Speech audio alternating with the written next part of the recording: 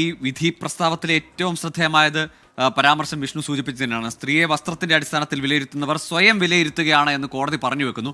നമുക്കറിയാം, ഹണി റോസിന്റെ രണ്ടാമത്തെ പരാതി, അതിലെടുത്തിരിക്കുന്ന കേസ് രാഹുൽ ഈശ്വറിന് എതിരായ ഒരു പരാതിയാണ് ഇപ്പോൾ വന്നിരിക്കുന്നത്. ആ പരാതിയിലടക്കം ഒരുപക്ഷെ ഹൈക്കോടതിയുടെ മുന്നിൽ ഇപ്പോൾ മുൻകൂർ ജാമ്യാപേക്ഷയുണ്ട്. അതിൽ പോലീസിന്റെ റിപ്പോർട്ടാണ് തേടിയിരിക്കുന്നത്.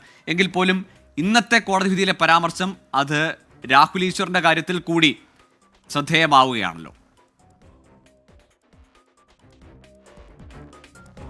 ഗോകുൽ, രാഹുൽ ഈശ്വറിനെതിരെ പരാതിയിൽ ഇതുവരെ പോലീസ് കേസെടുത്തിട്ടില്ല. പക്ഷേ അതിനൊരു പശ്ചാത്തലമായത് ഈ പരാമർശം തന്നെയാണ്. രാഹുൽ ഈശ്വർ ഹണി റോസുമായി ബന്ധപ്പെട്ട് നടത്തിയ, അവരുടെ വസ്ത്രധാരണവുമായി ബന്ധപ്പെട്ട് നടത്തിയ മോശം പരാമർശം തന്നെയാണ് ചാനൽ ചർച്ചകളിലും അതോടൊപ്പം തന്നെ സാമൂഹ്യ മാധ്യമങ്ങളിലടക്കം രാഹുൽ അത് ആവർത്തിക്കുകയും ചെയ്തിരുന്നു. ഒരു പക്ഷേ അത്തരക്കാർക്കുള്ളൊരു മറുപടി, രാഹുലിന് മാത്രമുള്ളൊരു മറുപടിയായി ഇതിനെ കണക്കാക്കേണ്ടതില്ല. പൊതുവായി അത്തരക്കാർക്കെതിരെയുള്ളൊരു മറുപടിയായി കോടതിയുടെ ഇടപെടലിനെ കാണാമെന്നുള്ളൊരു ഒരു തർക്കവുമില്ല. പ്രത്യേകിച്ച് ഹണി റോസിന്റെ വസ്ത്രധാരണവുമായി ബന്ധപ്പെട്ട് അവർ ഈ ബോബി ചെമ്മണ്ണൂരിനെതിരെ ഇട്ട പോസ്റ്റിലും രാഹുൽ ഈശ്വറിനെതിരെ ഇട്ട പോസ്റ്റിലും അവർ യുദ്ധം പ്രഖ്യാപിക്കുന്നു എന്ന് പറഞ്ഞ ഇട്ട പോസ്റ്റിനടിയിലൊക്കെ അവർക്കെതിരെ മോശം കമന്റുകളൊക്കെ വന്നിരുന്നു. അതുമായി ബന്ധപ്പെട്ടുള്ള അന്വേഷണമൊക്കെ പുരോഗമിക്കുകയാണ്. അപ്പോൾ അത്തരം കമന്റുകൾ ഇനി ആവർത്തിച്ചുകൂടാ എന്നൊരു മാർക്ക് കൂടി, അല്ലെങ്കിൽ അത്തരത്തിലൊരു നിർദ്ദേശം കൂടി, ഒരു വാണിംഗ് കൂടി കോടതി ഈ പ്രസ്താവന വഴി ഉദ്ദേശിക്കുന്നുണ്ടെന്ന് നമുക്ക് നിസ്സംശയം പറയാനാകും. അതെല്ലാവർക്കും ഉള്ള ഒരു മുന്നറിയിപ്പാണ്.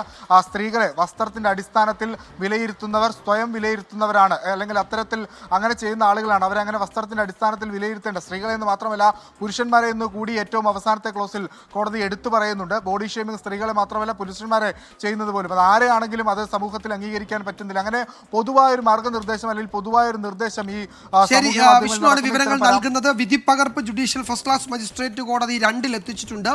അപ്പോൾ ആ ജാമ്യ ഉത്തരവനുസരിച്ച് ബോബി ചെമ്മണ്ണൂരിന് ജയിലിൽ നിന്ന് പുറത്തിറങ്ങാം. അപ്പോൾ ഇപ്പോൾ തന്നെ കോടതി നടപടികൾ, അതിൻ്റെ മറ്റു വിവരങ്ങൾ ജയിലിൽ എത്തിച്ചാൽ, ഉത്തരവിൻ്റെ പകർപ്പ് ജയിലിൽ എത്തിച്ചു കഴിഞ്ഞാൽ ജയിലിൽ നിന്ന് ബോബി ചെമ്മണ്ണൂരിന് പുറത്തിറങ്ങാൻ കഴിയും. എന്തായാലും സ്വാഭാവിക ഉപാധികൾ മാത്രമാണുള്ളത്. 50,000 രൂപ, 2 ആൾ ജാമ്യം, അന്വേഷണ ഉദ്യോഗസ്ഥർ ആവശ്യപ്പെട്ടാൽ ഹാജരാകണം, അന്വേഷണത്തോട് സഹകരിക്കണം, തെറ്റാവർത്തിച്ചാൽ ജാമ്യം റദ്ദാക്കും തുടങ്ങിയ കാര്യങ്ങൾ ഉപാധികൾ എന്ന നിലയിൽ തന്നെ കോടതി വ്യക്തമാക്കിയിട്ടുണ്ട്. ഈ പ്രഥമ ദൃഷ്ട്യാ ഒരു കേസ് നിലനിൽക്കും എന്ന് കോടതി സൂചിപ്പിക്കുകയും ചെയ്യുന്നുണ്ട് ഉത്തരവിൽ. അതും വളരെ പ്രധാനപ്പെട്ടതാണ്. അല്പസമയത്തിനകം ബോബി ചെമ്മണ്ണൂരിന് കാക്കനാട് ജയിലിൽ നിന്ന്, ജില്ലാ ജയിലിൽ നിന്ന് പുറത്തിറങ്ങാൻ കഴിയും.